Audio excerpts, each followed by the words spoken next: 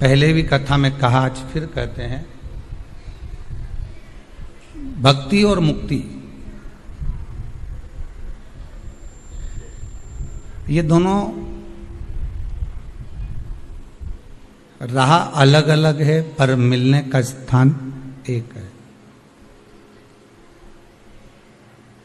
राह दोनों की अलग अलग है पर मिलने का जो स्थान है वो एक है।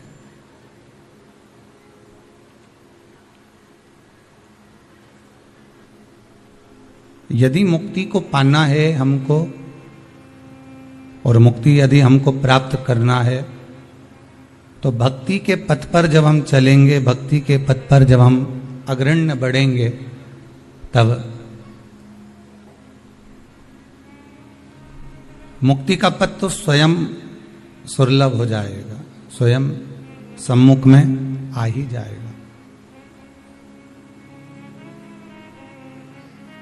दुनिया के लोग मुक्ति पाने के लिए भक्ति का मार्ग नहीं पकड़ते।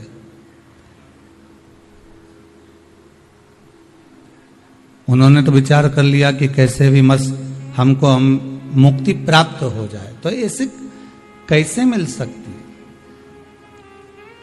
और अगर मुक्ति मिल भी गई तो मोक्ष नहीं मिलने वाला।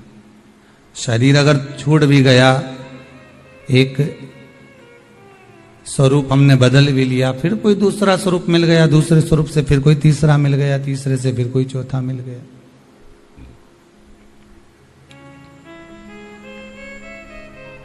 कपड़े पे कपड़ा हम बदलते भी चले गए, 84 लाख योनियां हम काटते भी चले गए, पर उसका कोई रिजल्ट अगर हाथ में आए तो बात दूसरी।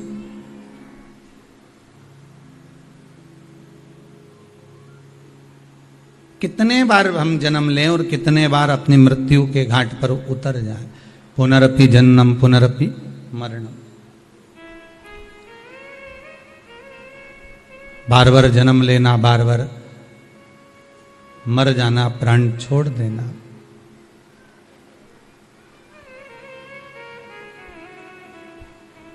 अगर संसार सागर में हम जन्म ले लिए हैं तो भगवान से प्रार्थना करना कि अब कुछ ऐसी कृपा हो जाए कि अब की जो जन्म मिला है, इस जन्म को पाने के बाद फिर हमें जन्म नहीं लेना पड़े, वापिस हम कोई जन्म ना लें।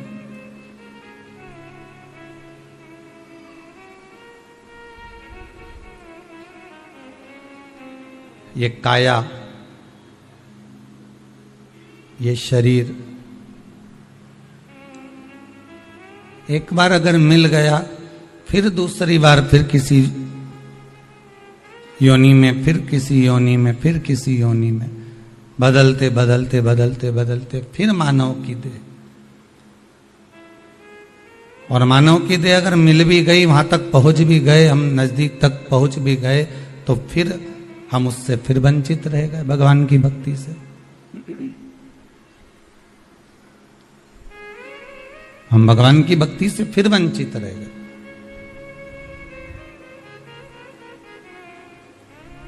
कई बार ऐसा होता है, आपका कोई कार्य होने वाला रहता है, पूरी तैयारी हो जाती है और आपको लगने लगता है कि अब यह कार्य हमारा सफल हो जाएगा, अब मैं बिल्कुल मंजिल तक पहुंच चुकी हूं।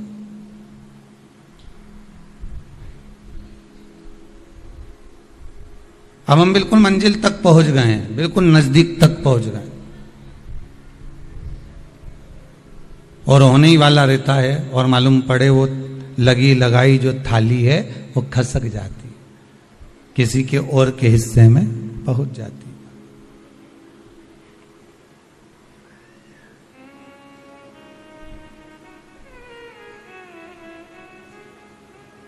वो लगी लगाई थाली हमारी किसी के और के हिस्से में पहुंच गई, अब नहीं रही।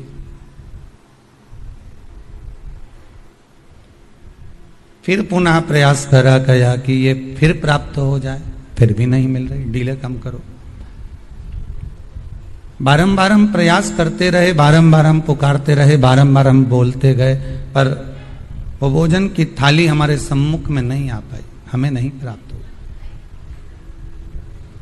उसी तरह एक बार मानव का शरीर मिलने के बाद हमने कितने कितने प्रयास करें, अथक प्रयास बहुत किए गए कि फिर वापस मानव की देह मिल जाए, अब की बार मैं भजन नहीं कर पाया, अब की बार कर लूंगा, फिर मैं कर लूंगा, फिर मैं कर लूंगा, तो वो हमें प्राप्त नहीं हुआ।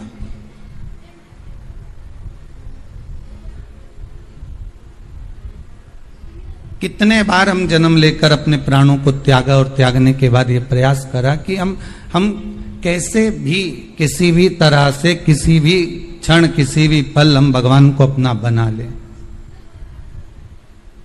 हम भगवान को अपना प्राप्त कर लें, पर नहीं हुआ। पर प्रयास करना शिव महापुराण के माध्यम से कि इस बार जो हमको मौका मिला है, इस बार हमको जो समय मिला है, इस समय के अनुसार हम भगवान को अपना बनाने का प्रयास करें।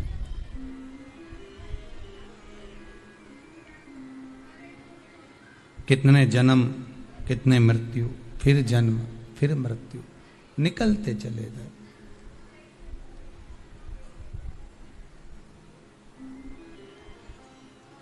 व्रत शिव महापुराण की कथा है, और केवल आपने ही नहीं, संसार के ना जाने कितने मनुष्य, संसार में जन्म लेने वाले कितने मानव, मानव के साथ में हम तो यहां तक कहेंगे कि पशु पक्षी तक भी व्रत करते हैं।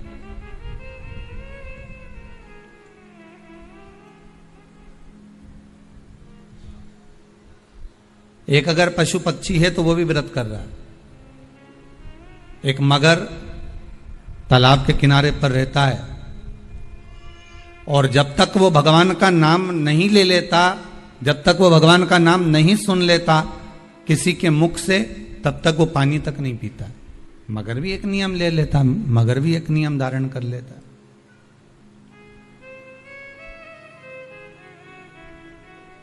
अब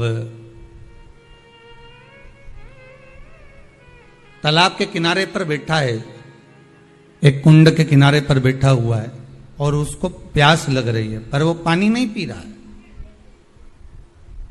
क्योंकि उसका एक नियम था कि मेरे कानों में भगवान का शब्द जाना चाहिए, तब मेरा जल पीना सार्थक होगा। कभी कभी आपके भी मन में विचार आना चाहिए कि आज मैंने जो भोजन किया है, मेरा भोजन करना तब सार्थक है जब तक मैं भगवान का 108 बार नाम ना ले लूं।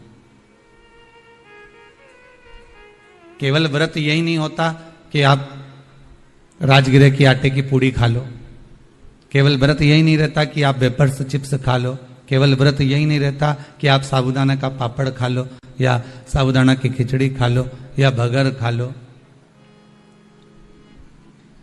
मोर धान खा लो। केवल व्रत ये नहीं है कि आपने केवल सीरा बनाया राजगिरे का और पा लिया, व्रत इसी को नहीं कहा गया। शिव महापुराण की कथा तो ये भी कहती है कि आप अपनी जिंदगी में अगर कोई एक नियम धारण कर रहे हो तो ये भी व्रत है।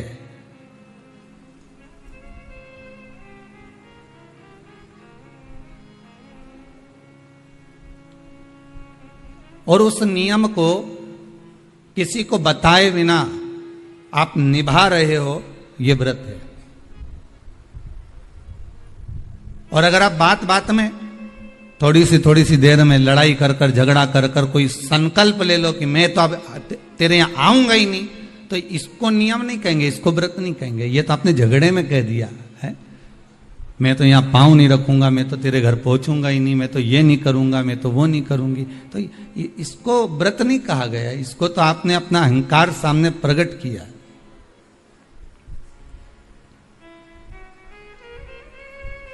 इसको तो आपने अभिमान को सामने लाकर छोड़ दिया। जरा सा झगड़ा हुआ, जरा सा विवाद हुआ, मैं तो इसका मुंह ही नहीं देखूंगी, अब तुम उससे मिलना मत ही, और मैं तेरा मुंह नहीं देखूंगी। अब तुमने तो कह दिया मुंह नहीं देखूंगी, अब तुमने सोचा कि मैंने तो नियम ले लिया या मैंने व्रत धारण कर लिया, इसको व्रत नहीं कहेंगे। ये तो तुम्हारा अहंकार, तुम्हारा अभिमान, तुम्हारी अभिमत्ता और तुम्हारा अहम जब सामने आता है तो बात बात में ये संकल्प ले लिया जाता है कि अब मैं ऐसा नहीं करूंगा, अब मैं ये नहीं करूंगी, अब मैं ये धारण कर लेती हूं, मैं तो बिल्कुल हो नहीं दूंगी। तो ये एक नियम जो तुम बना रहे हो, ये कोई व्रत नहीं है, ये कोई नियम नहीं है, ये तुम्हारे द्वारा तुम्हारा अभिमान, तुम्हारे द्वारा तुम्हारा अहंकार, तुम्हारे द्वारा तुम्हारी अभिमत्ता, ये तुम्हारे सामने प्रकट हो रही।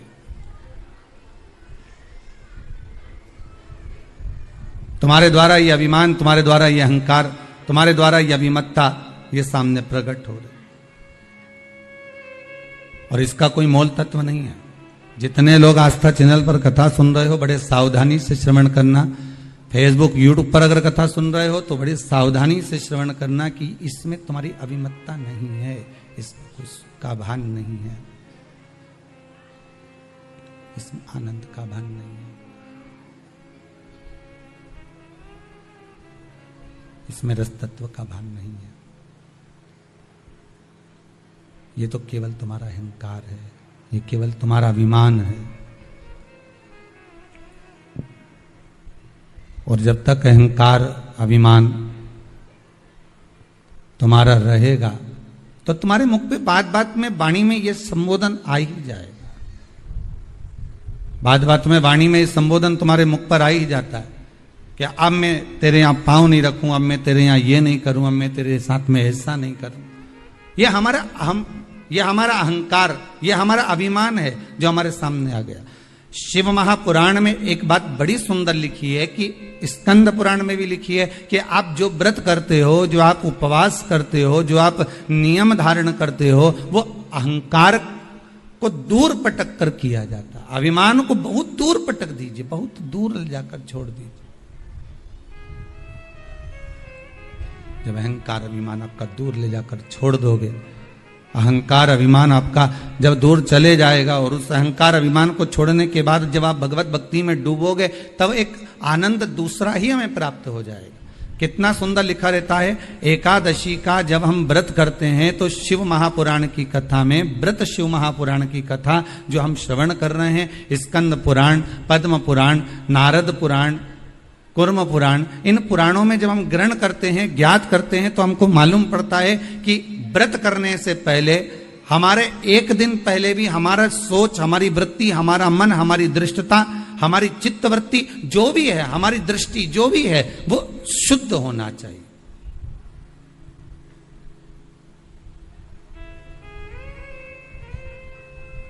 हमारा भाव शुद्ध हो, हमारा मन शुद्ध हो।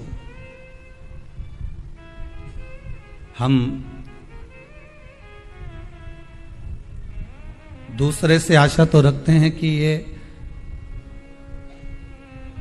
हमको प्रेम से बात करे, हम दूसरे से आशा रख रहे हैं कि हमसे प्रेम से बात करे, हम दूसरे से आशा रख रहे हैं कि ये हमारे से स्नेह से बोले, हमारे से मीठी वाणी का प्रयोग करे। पर पहले अपने भीतर झांक कर देखो कि आप उससे कैसी बात कर रहे हैं।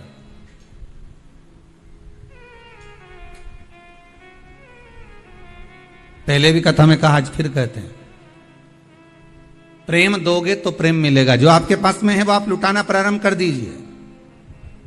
आपके भीतर अगर अहंकार है तो आप अहंकार लुटाना प्रारंभ कर दीजिए। आपके भीतर अगर कपट है तो आप कपट लुटाना प्रारंभ कर दीजिए। सामने वाला स्वयं कपटी हो जाएगा। आपके भीतर अगर झूठ है, प्रपंच है, तो झूठ और प्रपंच लुटाना प्रारंभ कर दीजिए। सामने वाला अपने आप झूठ और प्रपंची हो जाएगा। आपके भीतर अगर विश्वास है तो आप विश्वास देना प्रारंभ कर दीजिए, विश्वास लुटाना प्रारंभ कर दीजिए, विश्वास देना प्रारंभ कर दीजिए। सामने वाला विश्वासवान हो जाएगा।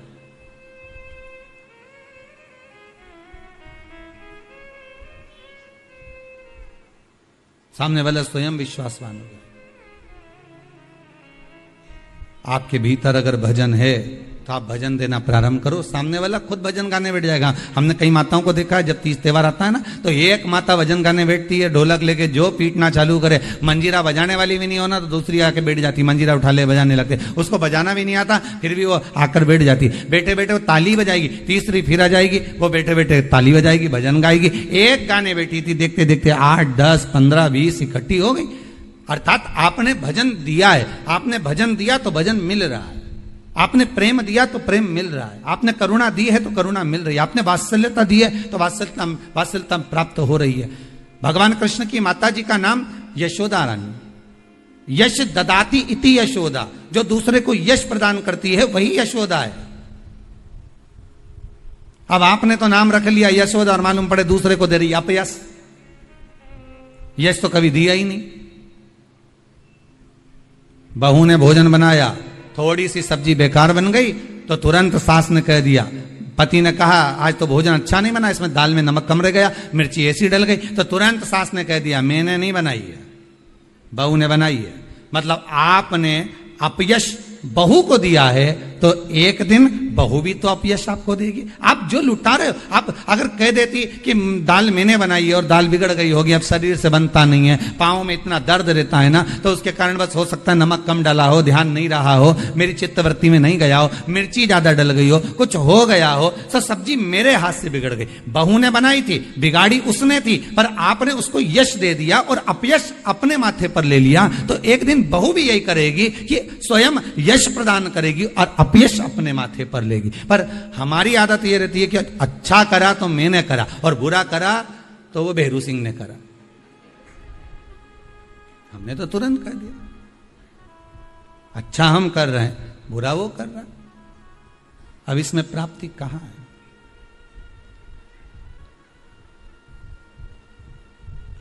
इसमें सुख का भान कहां है? आप अच्छा देने का प्रयास करो तो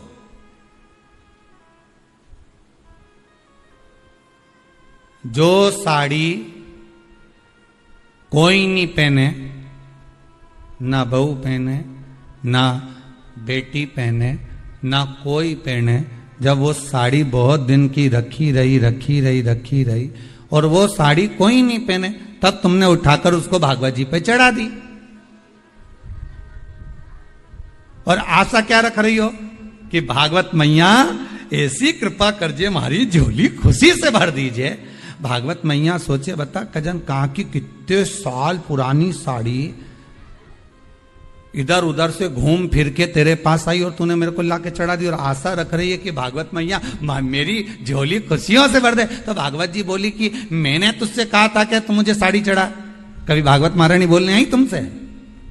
कभी भागवत महारानी ये कहने आई कि मेरे को साड़ी चढ़ा, कि मुझे आभूषण चढ़ा, कि मुझे रतन चढ़ा, कि मुझे माणिक चढ़ा, कि मुझे सोना चांदी चढ़ा? भागवत कभी नहीं कहने आई कि मुझे ये चढ़ाना। भागवत तो ये कहती है कि तुलसी का दल हो तो समर्पित कर दो, और वो भी नहीं है तो मेरे चरणों में आकर बैठ जाओ, नमन कर लो। जब आखिरी में कथा विराम होगी तो तुलसी का दल व्यास जी महाराज तुम्हारे हाथ में पकड़ा ही देगा। तो भागवत तो ये कहती है कि प्रेम का एक पत्ता भी दिया जाए, स्नेह का एक चावल भी दिया जाए तो भगवान स्वीकार कर लेता है। प्रेम और स्नेह से भगवान स्वीकृत करता है, प्रेम और स्नेह से भगवान बढ़ा लेता है। प्रेम स्नेह से रिटर्न बढ़ा थोड़ा सा। प्रेम का अगर भाव होगा, प्रेम अगर आपके पास में है तो आपको मिलेगा, और अगर प्रेम नहीं है तो मिलेगा। जो होगा आपके पास में वो दे दीजिए।